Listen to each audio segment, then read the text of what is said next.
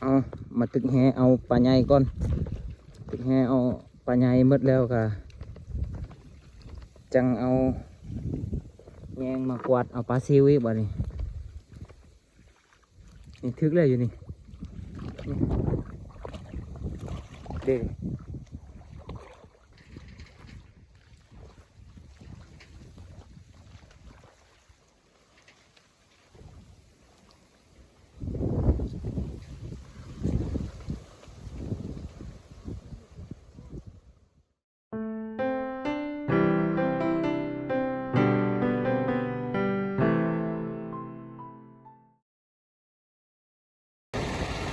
เอากราบทักทายสบายดีพ่อแม่พี่น้องเนาะมื้อนี้ก็อยู่กับบักคอนชนบทคือเก่าพี่น้องเลยมื้อนี้บักคอนก็ได้เดินทางขึ้นภูเนาะขึ้นไปสระปลาอยู่ภูพี่น้อง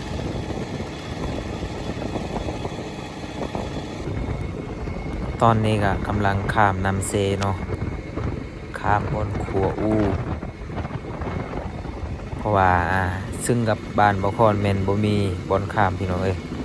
น้ำเซเนาะก็เลยมาข้ามอยู่พี่แล้วก็เลาะลงตามแคมเซ่แล้วก็ขึ้นเทิงอีกเนาะเลาะขึ้นภูอีกจังสิฮอดเนาะบอนที่เราจะไปสระปลาหรือว่าซ่อนปลาพี่น้องเป็นหนองของบ่าวพรนี่เนาะเราได้ปล่อยปลาอยู่หนองอยู่เทิงภูบ่แม่นเทิงภู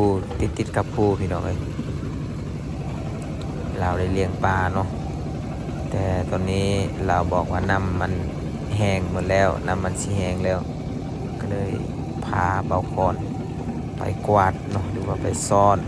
เอามาหอดแล้วมาหอดจุดหมายปลายทางแล้วติดกับภูเลยพี่น้องเอ้ยไอ้นี่เกียมแล้วปีกล้วยนี่ ได้บ่ได้ยังบ่ฮู้เกียมไว้ก่อน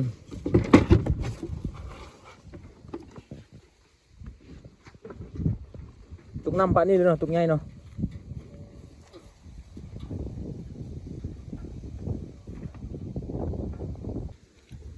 เอานี่น้องปลาแห้งหมดแล้วนี่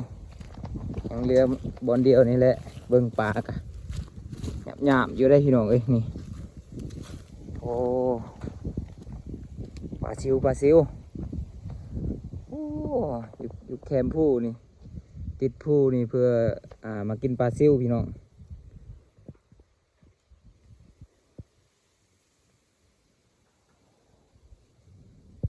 กวาดมุงเนาะ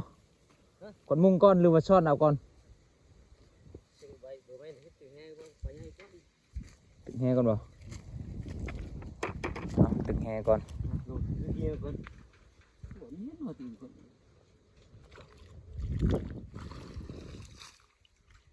กวาดให้มันสะอาดก่อน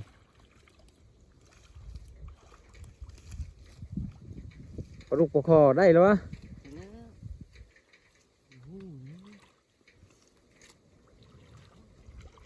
คักอะไรน้องนี่เนาะ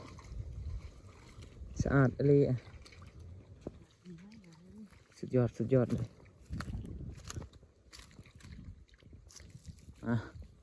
มาอนามัยก่อนอนามัยเข้มๆนี่ก่อนสบายกวาด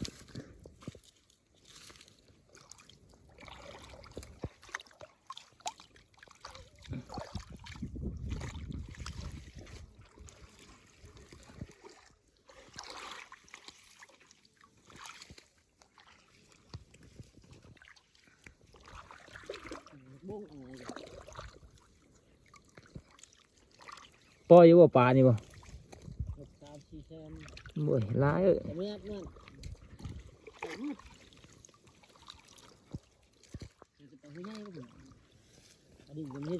พู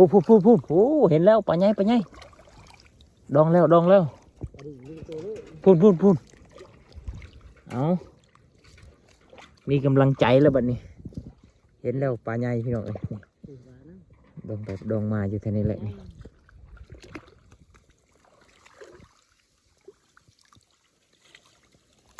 มันไปแล้วมันไป รถเนี่ยมีมา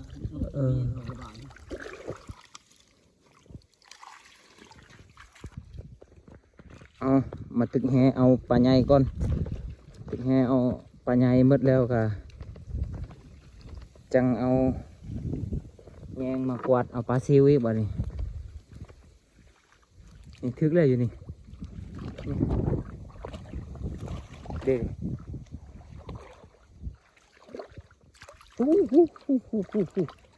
โอ้หลายอยู่เด้หลายอยู่พี่น้องเอ้ย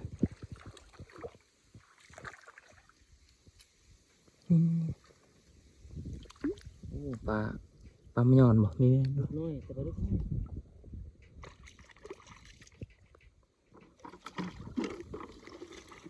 ปลานี่เขาคิดว่าปลาไม่ยอนวะเอานี่ปลาลูกน้อยตัวหนึงแล้วก็ปลาหัวใหญ่ตัวหนึง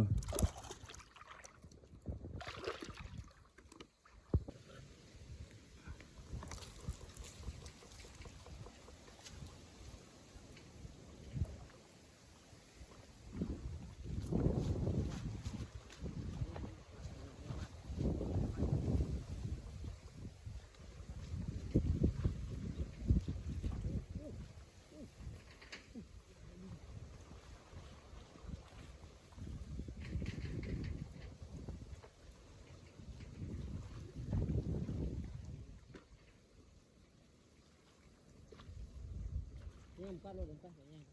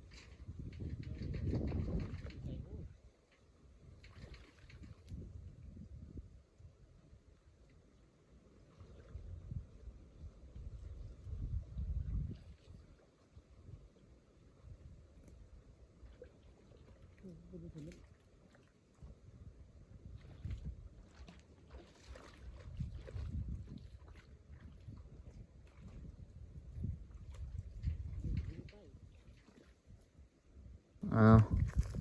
เบิ้งกุ้งพี่น้องหลายอยู่เนาะสอนข้าวเดียวซื่อๆแล้วก็ปลาอยู่เทิงเพื่อแล้วปลาเนาะอยู่เทียงเพื่อแล้วขึ้น ขึ้นแล้วขึ้นพักผ่อนกินข้าวก่อนหิวข้าวแล้วนี่ปลาใหญ่นี่หลายตัวอยู่นี่แต่เราบุกินปลาใหญ่กิน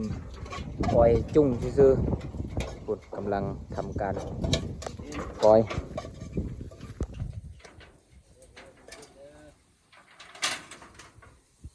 กินแล้วก็สิลงต่อจังหน่อย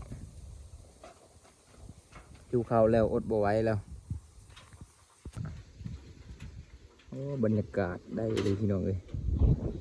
มากินข้าวอยู่ตีนผู้นี่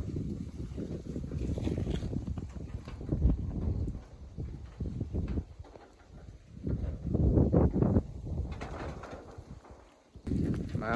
กินน้ำกันแบบนี้รับประทานน้ำกันอดบ่ไหวแล้ว เที่ยงเลยมาเที่ยงเล เอย กินเที่ยง มาเถอะ อันนี้จะได้เร็วอยู่ กุ้งเต้นบ่หมดบ่เจียวนี่บ่ เจ้าอีกเหรอ มา มือ ลงมือแล้ววันนี้ สีลองไปมาเต้นเลยวัน บ่ไหวแล้ว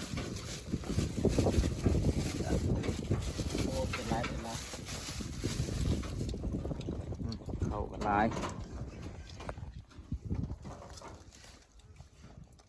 อยู่นะอาหารอยู่นะเด้อ สุดยอดโอ้หายากได้บรรยากาศแบบนี้ได้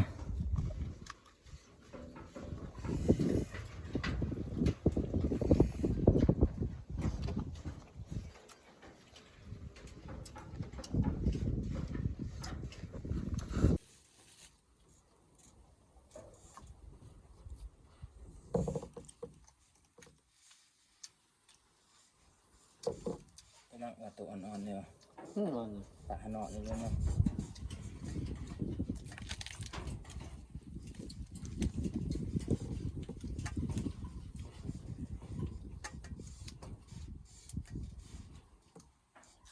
อย่างนี้มันค้างให้อยู่แล้วแหละมันจะได้อย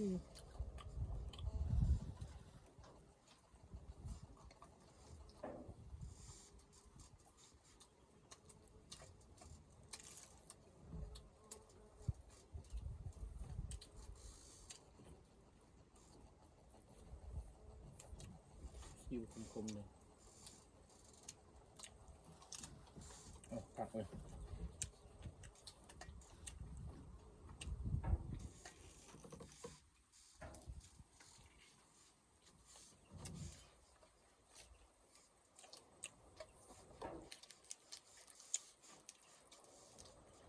Đúng rồi đó, ra luôn.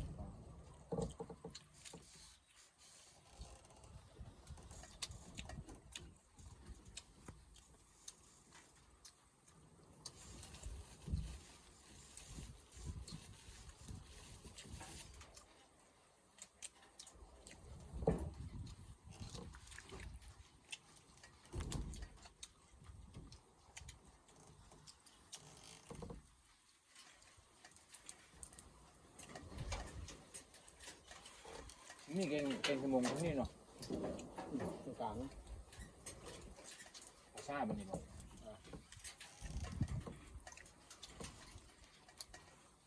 cái cầu cũng tốt cả.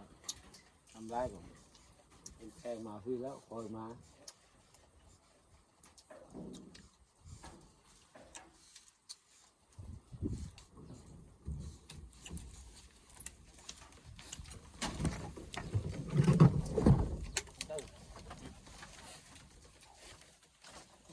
น้ำมึงนองคือ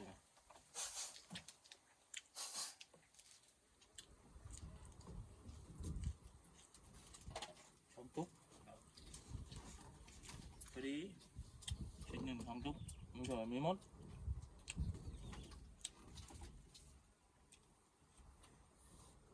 กินได้ทางลายด้วยมดนี่นี่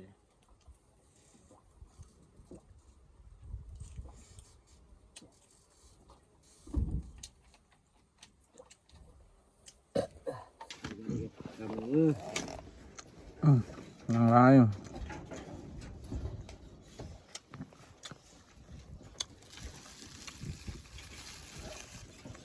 ปกติพูดสิเป็นดินมันอะไรชื่อดิน กินจนหมดนี่ยังเหลือน้อยเดียวซื่อๆนี่บ่ไหวแล้วอิ่มข้างในแล้วแนวฮอก็จนหมดนี่ปีกล้วยก็สุดยอดอะไรมื้อนี้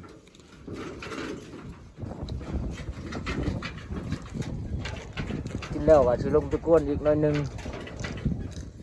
ต้องพากันกลับเอาพี่น้องตอนนี้ก็พากันกินข้าวเรียบร้อยแล้วเนาะที่แรกก็คิดว่าบางคนก็คิดว่าสิซอยจำแล้วเนาะแต่ว่ามาได้กุ้งหลายอีหลีก็เลยสิกินแต่จุ่งเอาเนาะก็เลยบ่ได้กินซ้ำซอยเนาะว่าซอยไปก็บ่มีไผกินเนาะเพราะว่าซอยแม่นซอยปลาใหญ่แม่นก็กินดุๆอยู่พี่น้องเนาะก็เลยก้อยกุ้งเอาสิกินกุ้งอีกมื้อนี้กินแห้งขนาดเลยมื้อนี้จนอยากหมดเนาะกุ้งก้อยบักหลายๆนี่2คนกินพี่น้องตอนนี้ก็เฮาก็สิพากันลงไปซ่อนกุ้งอีกคือเก่าซ่อนน้อยหนึงก็สิพากันเดินทางกลับเนาะเพราะว่าเดินทางก็มันไกลแน่พี่น้องเอ้ยใช้เวลาดนเนาะอยู่ติดตีนภูแล้วนี่เพราะว่ามันบ่มีทางข้ามเพราะว่าอยู่นี่มันเป็นทางตัวนี้แม่นลงไปได้แต่ว่ามันเป็นน้ำเซ่พี่น้องเนาะรถไถมันข้ามบ่ได้ก็เลยได้อ้อมไปทางขัวอูทางพุ่นเนาะก็ใช้เวลาดนแน่หน่อยหนึงไปลงนำกันอีกเทื่อนึงพี่น้องเนาะไปก่อนกุ้งคือเก่าคันได้ก็สิเอาเมื่ออีกเนาะไปเบิ่งนี่ลงรอบ2นี่ได้อยู่นี่จุกเนาะ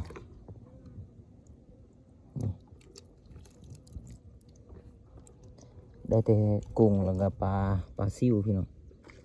ปลาใหญ่บ่ได้เลยเมื่อยแล้วตอนนี้ทางเจ้าภาพก็ได้ตัดไม้มาปกไว้เนาะยันเขามาลักเพราะว่าปลาซิวมันยังลายเนาะเอามันบ่ได้เนาะแล้วก็กุ้งก็ยังลายเบิ่งนะถ้าน้ำแห้งๆจังสิมาเอาเติมมาเอาอีกก็เลยตัดพดใหม่เนาะมาทิมลงนี่เพื่อเขาสิหลักยากแน่นิดนึง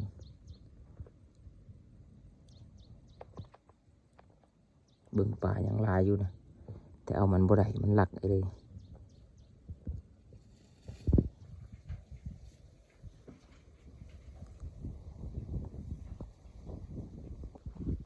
โอเคพี่น้องเนาะตอนนี้ก็ได้เก็บเครื่องเก็บของเรียบร้อยแล้วก็สิพากันกลับบ้านแล้วบัดนี้อิ่มแล้วก็เมื่อบัดนี้พี่น้องเนาะตอนนี้ก็เวลาก็ประมาณ4 โมงนี่แหละเบิ่งตะเวนกันสิตกดินแล้ว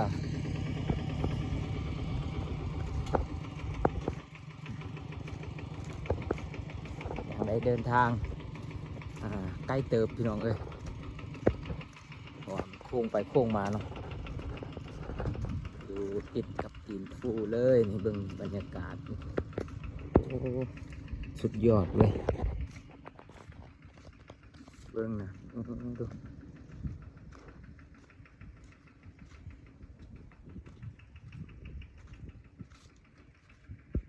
สำหรับคลิปนี้ก็บอกคนก็สิขอจบเพียงเท่านี้ก่อนพี่น้องเนาะก็ฝากกดไลค์กดแชร์เนาะฝากกดติดตามพี่น้องเอ้ยเพื่อเป็นกำลังใจให้บอกคนแน่เจอกันคลิปหน้าเนาะคลิปนี้ก็ขอจบเพียงเท่านี้ก่อนพี่น้องเดินทางกลับบ้านก่อนเนาะ